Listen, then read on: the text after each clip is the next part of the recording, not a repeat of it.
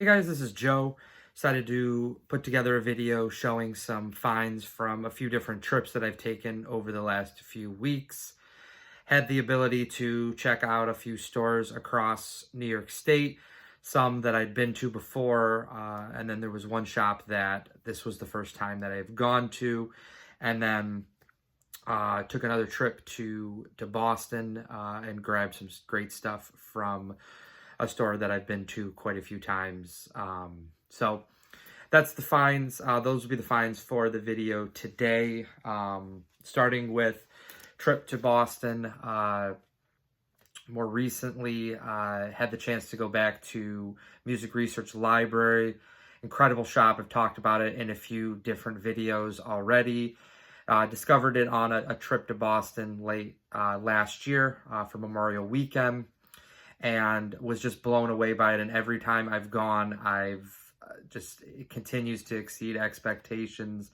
Things that you've never seen before, and especially for me, being big into free jazz and exploring just different kind of avant-garde along with like European and more obscure albums and labels. That store, Music Research Library, has definitely kind of checked all the boxes. And this first one is no exception. This one, the label or the artist is it's Exile or Exile, Exil. It's a private press German record from the mid to late 70s. This was actually the only release on the label. And it's just kind of a mix of like progressive rock with like avant-garde jazz rock type stuff. It's saxophone led, but there's also like piano, guitar, bass, drums. And it's just this really great, again, record that kind of in between the gap of like a progressive rock mixed with jazz, and again, more like avant-garde sounding type jazz. So this is a pretty limited one. I don't know how many copies were made, but it's got like a custom like sleeve to it. It's just essentially that's like kind of paper that goes over the record itself. So very like just kind of self put out type record. Also had the chance to check out a store in Buffalo, Revolver Records. I've been there before. Normally, haven't found a whole lot there, but for Record Store Day last weekend, they had posted some like Blue Notes and some like early or like 50s hard bop sessions. This one intrigued me. This is a record. I already have a late 70s white B copy, or actually I think it's a black B copy of this. That one's stereo, but I was really looking for an early pressing. This is second pressing on the 47 West 63rd labels. Sonny Rollins Volume 2. One of his early sessions. I believe this is his second record on Blue Note. And great cast of musicians with him. J.J. Johnson, Horace Silver, plays the piano on 4 of the 6 tracks, and then the other 2 tracks, it's Thelonious Monk, and then you've got Paul Chambers and Art Blakey. So incredible, tough to beat those musicians at this time, especially late 50s. And this was one of the few Blue Note sessions that I was still looking for, so was really happy to see this. Great condition. Copy looks really nice as well, both the disc and the cover. So was really happy to have seen that. Just kind of jumping around. Took a trip also to Brooklyn, and been to one store in Brooklyn over the summer, Billy's Record Salon. I'll talk about them in a minute, but heard great things about Human Head. Just didn't have the chance to go when I was in the city last summer, but had a chance to check out Human Head a few weeks ago when I was in Brooklyn. And the big find from them was K. Frimpong and the Cubano Fiestas. In my last video, when I went to Florida, I found their second record. It was like kind of like a black and white cover that had a picture of a guy playing the guitar on the front. That was a reissue. This is the original. This is the first record, so this isn't the same record, even though it has the same title to it. It's just K Frimpong and the Cubano Fiestas. Multiple different labels to this. There's like gold, there's like a red, there's a blue, multiple different label colors to it. But this is their first record from 75, I believe. I don't know if it says on the back. I believe this is from 75 or 76. K Frimpong was a Ghanaian singer. So it's very much in that kind of mid to late 70s African high life type thing, but it's also got this great like funk element to it as well, just like a lot of African records. This is in really, really great condition, especially by kind of African record standards. The cover's in pretty decent shape, probably like VG, maybe VG minus, but the record looks incredible, played really great as well at the store. Really don't need to talk up Human Head too much. I know a lot of people know about the store, especially when they go to New York. But when it came to, they had gotten in a great African collection. Brazilian is definitely one of their big interests, and but they had a great selection of jazz, rock, funk, things like that. But this was the one record that really piqued my interest and was definitely worth the trip just for that. So really happy to have found that one. The one record that I found online this month was Orangutan GL Unit. This is a Swedish free jazz session from the early 70s. 1970, 71. Across two different sessions. One was 1969, the other one was 1970, both in Stockholm in Sweden. Big band on both sides. There's a single cut on each side. The only musician I was familiar with was Bengt Nordstrom. Plays the tenor sax on the B side. He has a very rare, probably arguably one of the rarest free jazz sessions. There's like 50 copies of it. Some of them came with no cover, some of them did, but this one I believe was after that, because that one was like early 60s or mid 60s, 63, 64, somewhere in there. I know Dave, local bandography, has a copy of that, but this was a great, just again, free jazz session. And even though it is big band or a bigger band, there is a lot of time, a lot of space for the soloists. So was happy to have seen that record. Bought it from Sweden on Discogs. So that was a really nice one.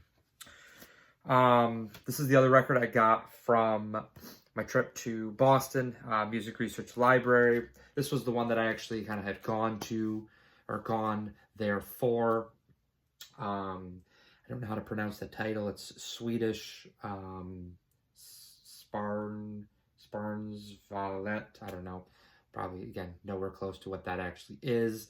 This mixes like free jazz with African. It's got definitely more of a like African type rhythm. It's not really like funk. It's just more a little bit of like a spiritual free jazz, but also mixed with some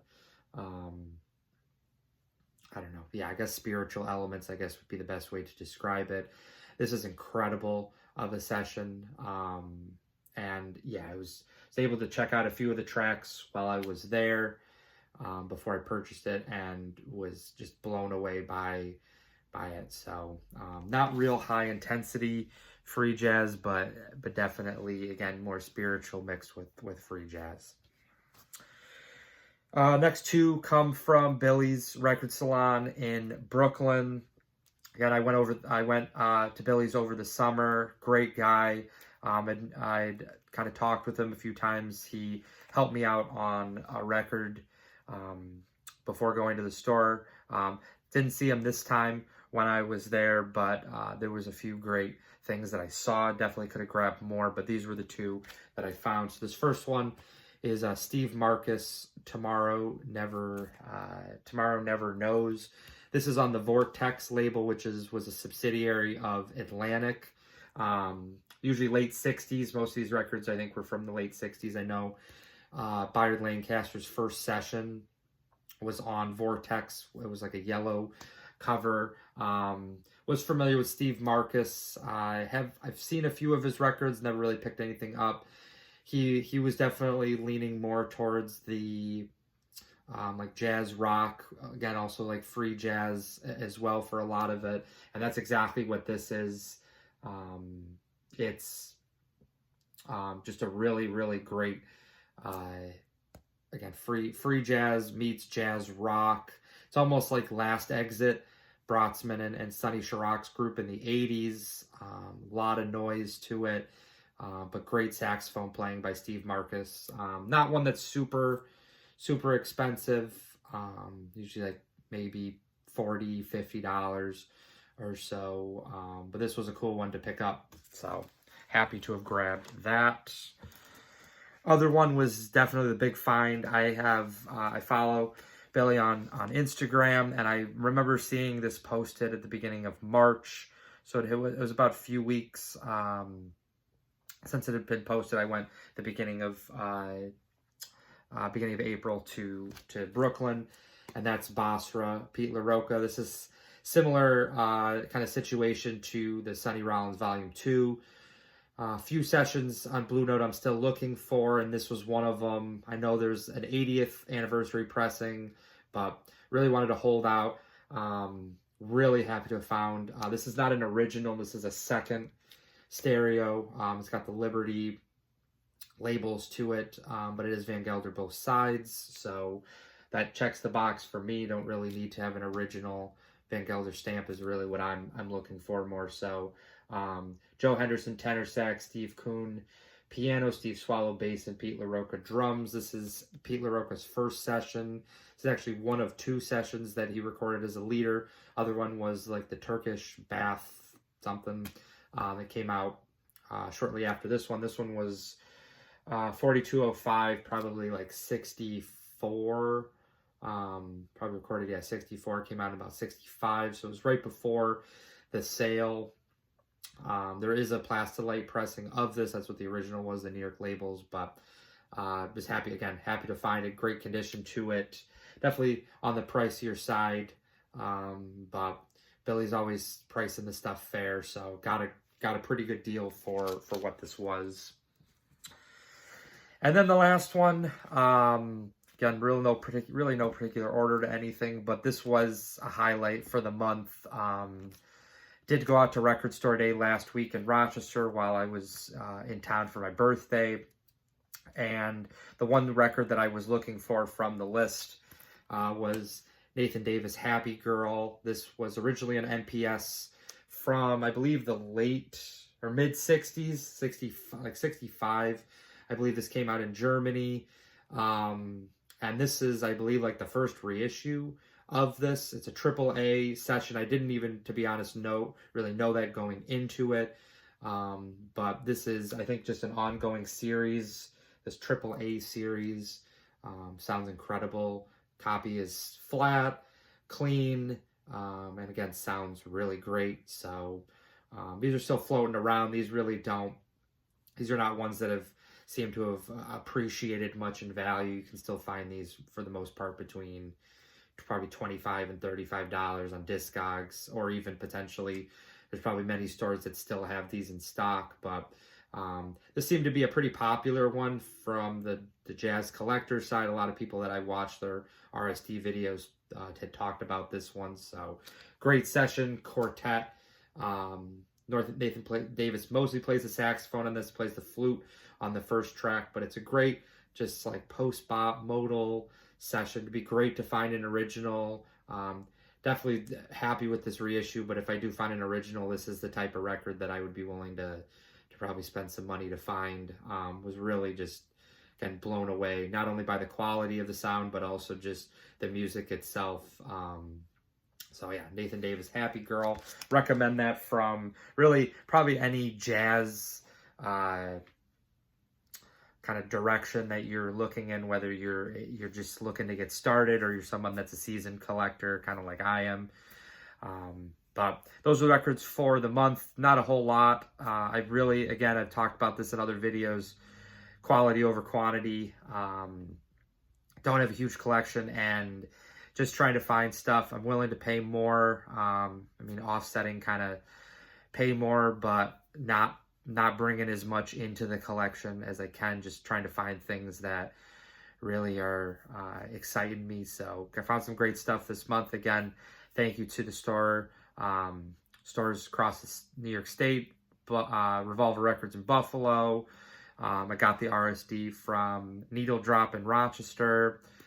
And then great shops in Brooklyn, both Human Head and Billy's Record Salon. And then Music Research Library in Boston. All incredible shops if you're ever in any of those cities. So that is it for this video. If you enjoyed it, please think about liking and subscribing, and I'll see you in the next vinyl video. Bye.